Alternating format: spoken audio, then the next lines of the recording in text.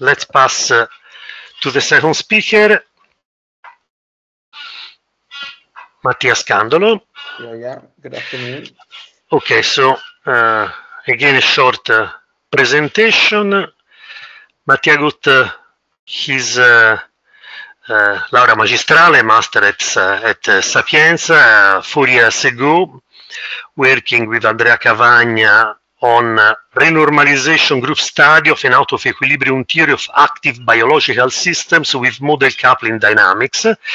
Since then, he started his PhD, always working with Andrea, and the title of the thesis was a renormalization group approach to active and biological system, and since very short time, I think since last May, Mattia is doing a postdoctoral position in Chicago at the James Franck Institute, and today he is giving a talk with the title Collective Behavior of Natural Swarms in 3.99 Dimensions. Please, Mattia. Great, thank you very much. And let me see, do you see my screen? Yes. Yes. Okay, great. So thank you very much for your kind presentation and thanks for the invitation. As you were saying today, I would like to talk about my work I did during my PhD, essentially in Sapienza University and the Institute of Complex Systems back in Rome, about a theoretical approach to the study of collective behavior in biological systems. So you might be probably, say, kind of familiar with the idea of collective behavior in biology. The prototypical example is probably the case of bird flocks, which, of course, are a very fascinating phenomena just to, let's say, observe.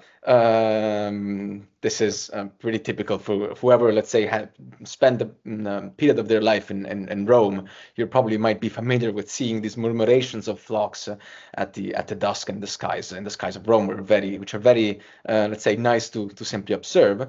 But as it turns out, these collective behaviors are actually very interesting. And the main reason for this being is that they are strictly related to biological functions of the underlying system.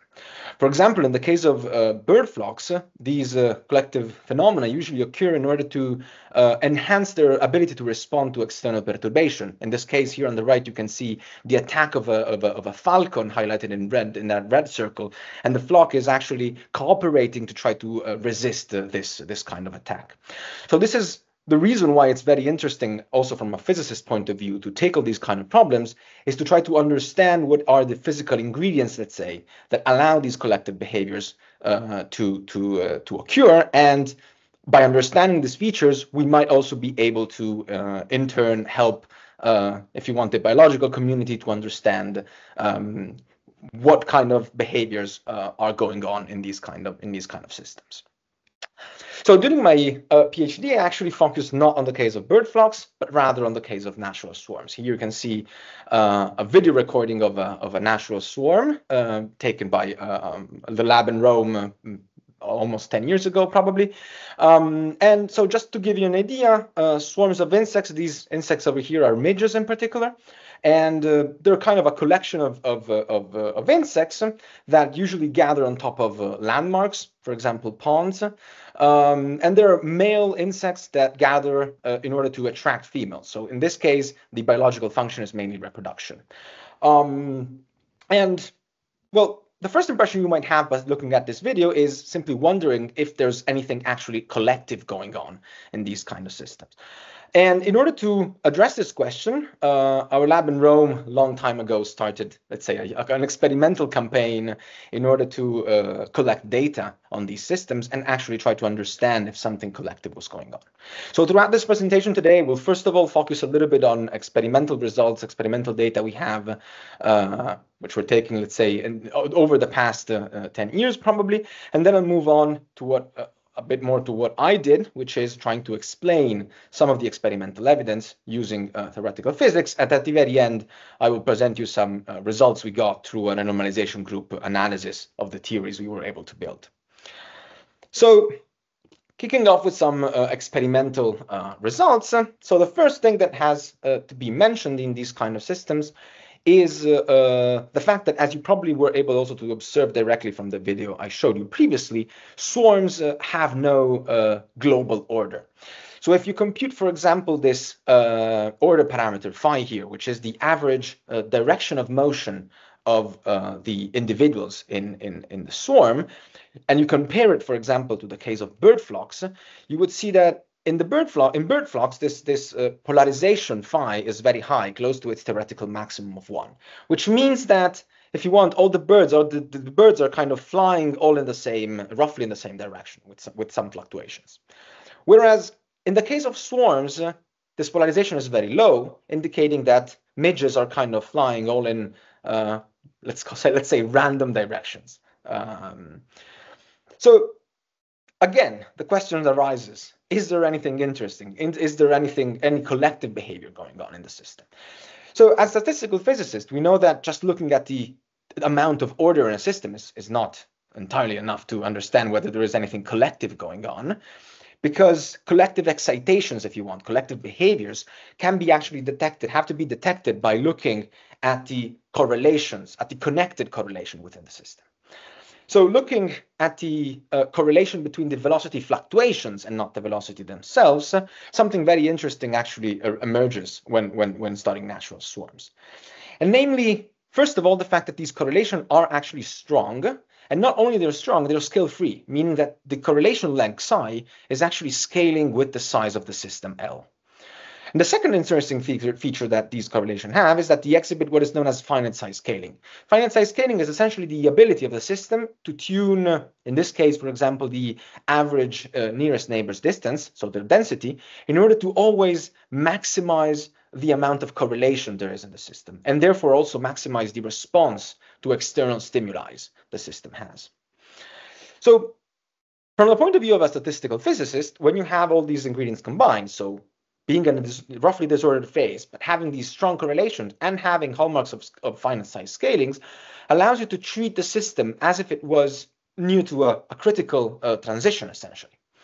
So in this way, so swarms do not undergo themselves, let's say, a phase transition, but they are systems which are posed very close to criticality in this sense. And therefore, we can use all the tools of the theory of critical phenomena, essentially, to try to describe the behavior of the collective behaviors in natural swarms. What I would be particularly interested in, however, is the dynamic collective behaviors that occur in these systems. So as happens also for equilibrium systems, when the system has a given, let's say, dynamics, it often goes close to the phase transition through this relation, which is known as critical slowing down. This is essentially a relation that is linking the relaxation time tau of the system to its correlation length psi through this power law.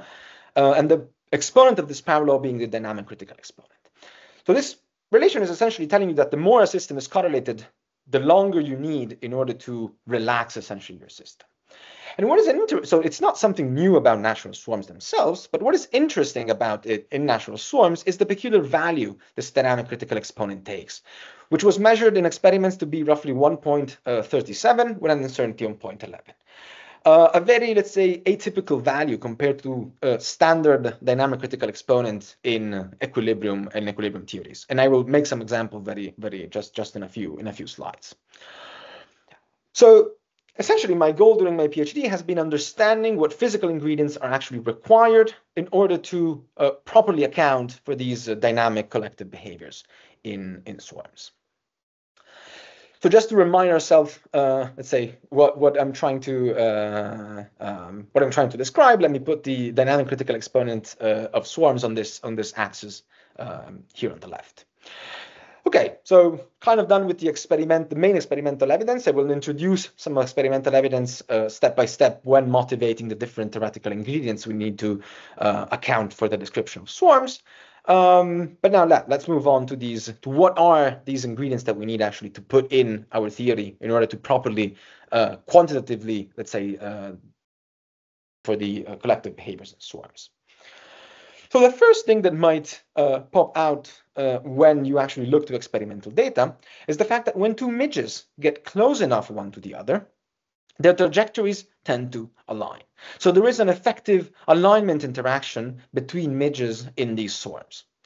And well, as a theoretical physicist and a statistical physicist, we know very well how to model these kind of alignment imitative interactions.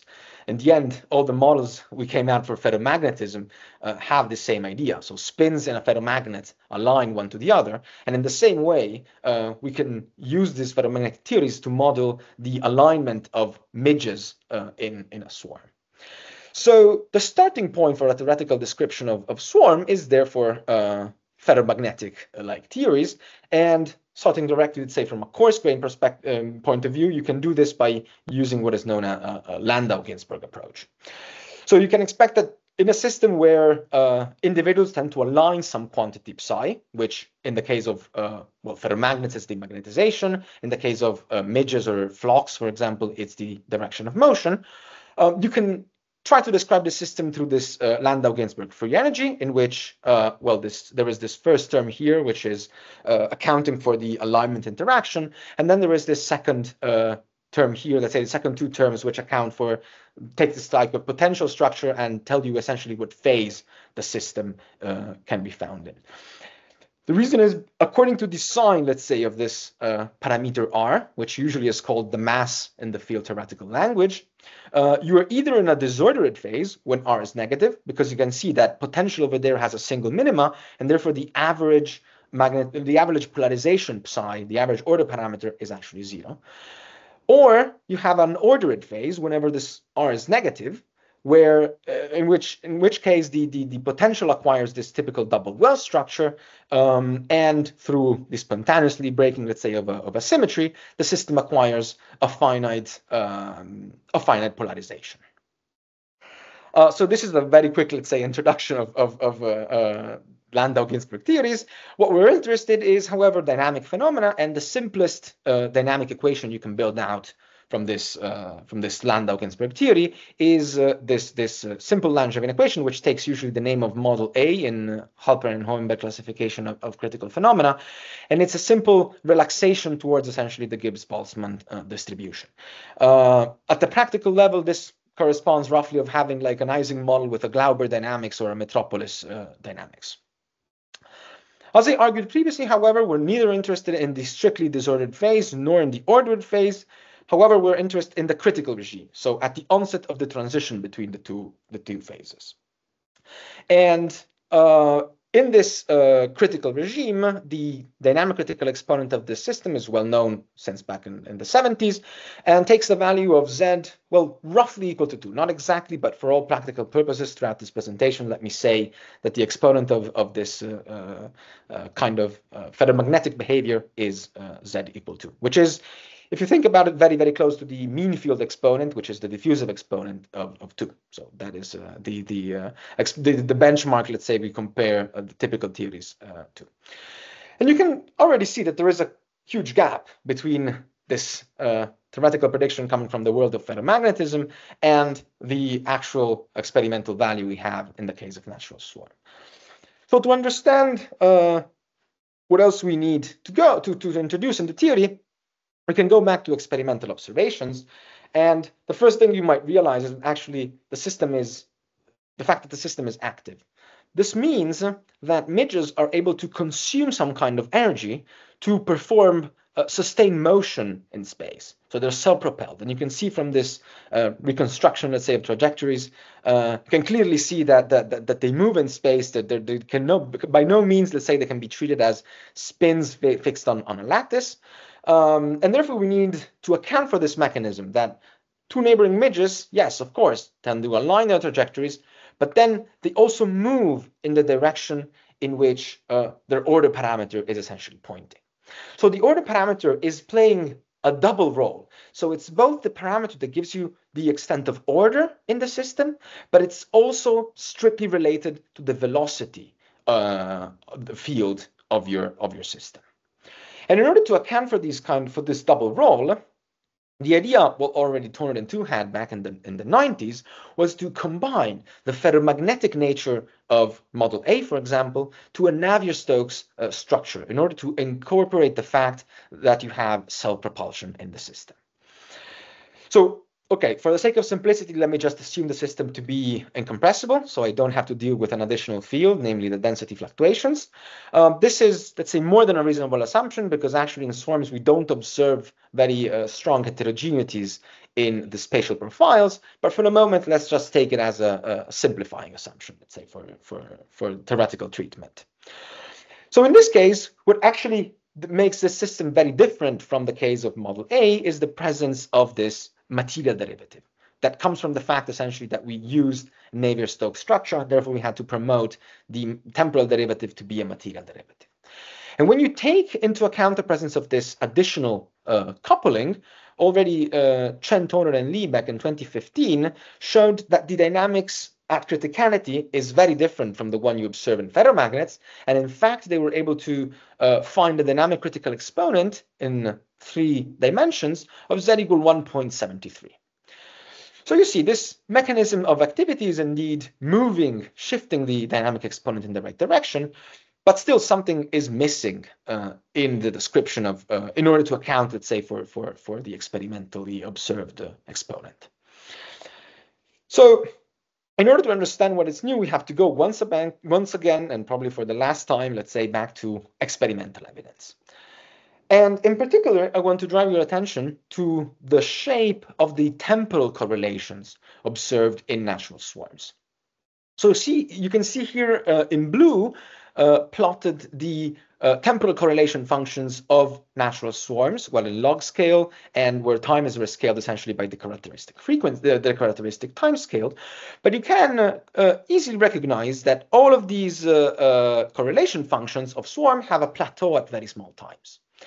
Whereas in orange, you see correlation functions computed from numerical simulations of the Witschek model. The Witschek model, not going to enter the details of it, but if you want, just take it as a microscopic realization of a totering 2 theory. So it's a model in which particles align their direction of motion and move in the direction pointed by this vector. So there is still some inconsistency, let's say, between these 2 systems. And in order to better understand this difference, this is what I call this inertial structure. Let me go to a very simple toy model, which is the stochastic harmonic oscillator. And I hope that in the next slides, the connection, let's say, between the stochastic harmonic oscillator and the case with natural swarms will be more clear. But for the moment, let's just introduce a little bit, very briefly, the behavior of this system. So essentially, this is a particle, a harmonic oscillator, placed inside a damping medium. So you can see here clearly the first terms here accounting for Newton's law, and then the 3rd and 4th term back here accounting for the interactions between the particle and the damping medium. So when the mass of the particle is large enough, what you observe is this typical underdamped behavior, where the correlation functions of this stochastic harmonic oscillator are, well, oscillating and have this plateau at very small times. Instead, when the mass gets small, and in particular when this dissipation time scale here gets much smaller than your experimental, for example, or numerical resolution, the system can be, for all practical purposes, described by the overdamped version of this same equation, which is essentially obtained by neglecting the inertial contribution, so neglecting the mass, setting m equal to 0.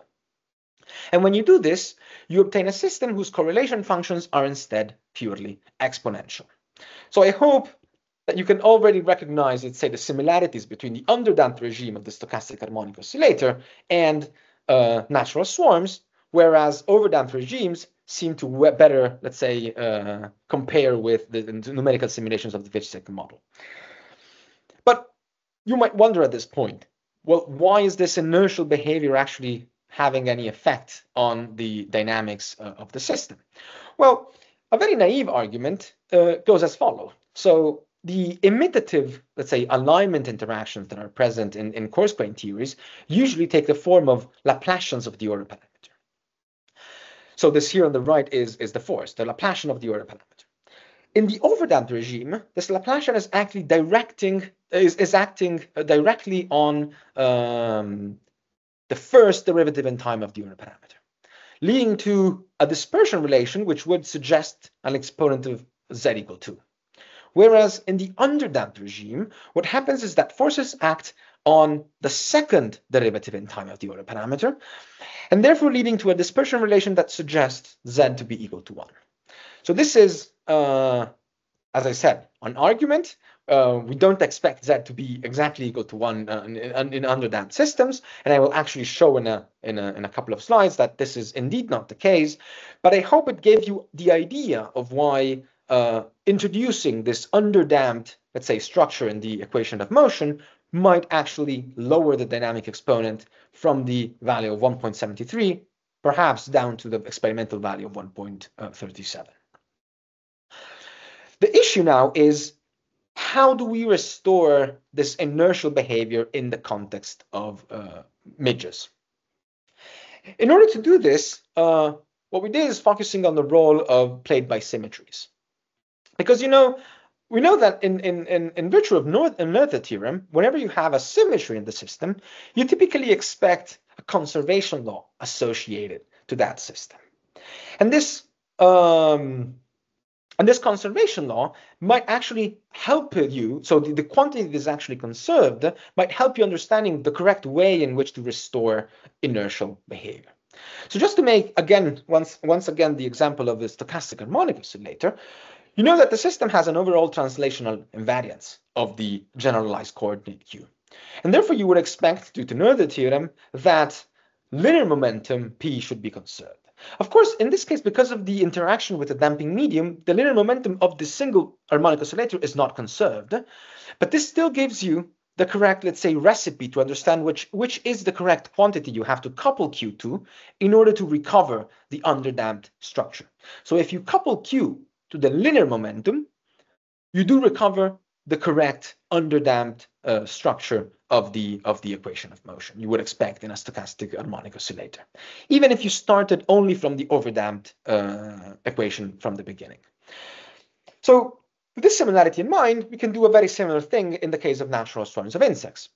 The main symmetry at play in this case is the rotational invariance of the order parameter, stemming from the fact essentially that all directions in space are equivalent. I say this is the most relevant symmetry because it's the one that it's going, you're on the onset of breaking this symmetry at the transition from order to disorder, and therefore we expect this symmetry to play, let's say, a more important role also rather compared to other possible symmetries of the systems. And to the same analogy, to the same reasoning, let's say, went through on the stochastic harmonic oscillator, in order to recover the underdamped structure, we therefore have to couple the generalized coordinate, which in this case is the order parameter psi, to the generator of its rotations, which we call spin field. So the reason we call this the generator of the rotations the spin field is that we don't want to confuse it with the generator of the rotations in the positional space. So this is not the angular momentum. And in analogy to quantum mechanics, essentially we decided to give the name of spin field. But what is crucial at this point is that in order to account for this inertial behavior, you have to introduce a mode coupling between these two fields, so the order parameter and its spin field, which is essentially encoded by this Poisson bracket relation. If you want to give kind of a physical meaning to what this spin field might actually be, well, you just have to keep in mind that this is strictly connected with the curvature of the trajectory of the individual midges. So the larger the spin associated to a midge, the more the trajectories tend to be curved in that point in time and space. So introducing this mode coupling at equilibrium can be actually done through relatively standard techniques. And for the moment, let's neglect, let's say, the contribution of activity and just look at what happens when you introduce this mode coupling in the context of equilibrium theories. So when you do this, you go from what is known as Model A dynamics, I just introduced you before, to a new universality class, which is known as Model G, and is characterized by the presence of these inertial couplings over here. So when you do introduce this new coupling, you get to this new universality class, which was already studied back in the 70s, because it was believed to describe systems very far from natural swarms, in fact, as, for example, quantum ferromagnets and the superfluid helium, which share with natural swarms the overall symmetries and conservation laws, however, of the system. And in these kind of systems, the dynamic critical exponent was found to be z equal 1.5. So you see the contribution of inertia, this is in 3 dimensions. So the contribution of inertia alone is able to lower the exponent from 2 to 1.5. And therefore, the idea after all of this has been to combine all the 3 ingredients I discussed so far in a single unified field theory. So taking into account ferromagnetic alignment, Navier-Stokes equations stemming from activity, and this mode coupling in order to account for inertial behavior. So you can build up a minimal theory accounting for all of this. You can recognize in this very, let's say, complicated Langevin dynamics the terms coming from inertia, the terms coming from advection. But at this point, we were kind of able to move on and go towards a renormalization group analysis of this field theory. So very quickly, don't want to get into the details of this, but the RG, it is essentially a tool that allows you to get an effective description of the large-scale physics. So you essentially coarse-grain the system, and you coarse-grain its short wavelength details by computing essentially Feynman diagrams. And the overall output of the RG is that it allows you to go from a theory and a set of parameters through to a new coarse-grained theory with a new set of parameters. And by iterating this procedure over and over, you obtain a flow in the parameter space, which will eventually converge to a fixed point. The fact that many different Bayer theories converge to the same fixed point is what is known as universality. And our goal also through this RG analysis has been to probe and to test the validity of concept as universality in the context of biological collective behavior. What was separating us to do this was computing a large amount of Feynman diagrams, and we did this in a first-order perturbation theory. So at one loop in this epsilon, which is the distance, let's say, from the upper critical dimension. But once we were able to manage all of this, we ended up with finding a new fixed point that was actually describing systems in which both inertia and activity and alignment interactions are present, at which we found the dynamic critical exponent to take the value of 1.35 in very good agreement with the experiments. So last thing I want to mention now is that we also, not myself actually, but we also performed numerical simulations of a model in which had all the 3 ingredients together, so activity, alignment, and inertial behavior. And in that model, we were able to find the dynamic critical exponent of Z 1.35 with an uncertainty of 0.04. So in remarkable agreement, I would say, with our theoretical prediction coming from the renormalization group. So with this, I would like to conclude. I hope I convinced you about the power of RG and the universality, let's say, in the description of collective behavior in biological systems. I'd like to thank all my collaborators. Thank you for your attention, and I'm glad to take any questions if there are. Thank you. Thank you. Thank you very much, Mattia. So, questions, comments?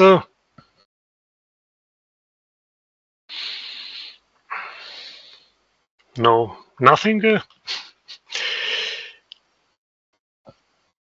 So I have a short question, Mattia. So, I mean, you have discussed natural swarms. Yes. So let's say, from the point of view of the renormalization group, and so from the point of view of what is relevant and irrelevant, finally, what are the main physical features of natural swarms making these systems different from something else? What are the basic ingredients for which, I mean, a different species might have a different critical behavior? Well, so the idea of all of this is precisely that, inspired by universality, there are very few, let's say, crucial features that a system need to have in order to display the same collective behaviors. And it's mainly the 3 ones I introduced. So the fact that the system has some alignment interaction, some imitative behavior, the fact that it's self-propelled, so it's able to move in space, and the presence of this inertial, let's say, kind of behavior, which I would like to take the occasion just to drive a little bit of a similarity also with the talk that came just before me, because the presence of inertial behavior can be kind of also viewed as a sort of a temporal delay in the response an individual has to the inputs it gets from neighboring individuals. So the presence of this kind of inertial dynamics, which is kind of a temporal delay, is in the end what these three ingredients are in the end what really matters. So I would expect another, for example, species different from midges that have these same three ingredients to display actually very, very similar, if not exactly the same, if you want, collective behaviors natural swarms do. So there's very little, let's say, features inspired precisely by the RG. Just for curiosity, but I mean, since in phase transition and normalization group approach, the spatial dimension plays an important role. I mean, in fact, you say in the title 3.99 dimension. Yeah, exactly. But I mean, there are, real cases, for example, which occurs in 2 dimensions. Well, yeah, I would expect that it would be possible. So flocks, for example, are systems in which way more compared to swarms, the motion occurs. Well, it does occur in 3 dimensions, but it occurs mainly on a plane. So the birds usually tend to fly, let's say, orthogonal to gravity, if you want. So in that case, this might actually be something relevant to take into account. But another typical example is, for example, bacteria moving on a surface, or mammals, for example, moving on I don't know, the Serengeti plain. In that case, you have animals moving on a 2-dimensional surface, essentially. So yeah, there are many, on Earth especially, there are many realizations of systems that perform collective behaviors in 2 dimensions, I would say. Okay. If there are no other comments, I would like to thank again both speakers. Thank you. Thank you to both. And so, thank you, Emanuele. Thank you, Mattia. And so, let's see again after summer in October. And I would like also to take this occasion to thank the people helping me and Federico in organizing this meeting. And so today there was Adamo Cerioli, Luca Guglielmi, and all other people. Thank you. Good afternoon to everybody.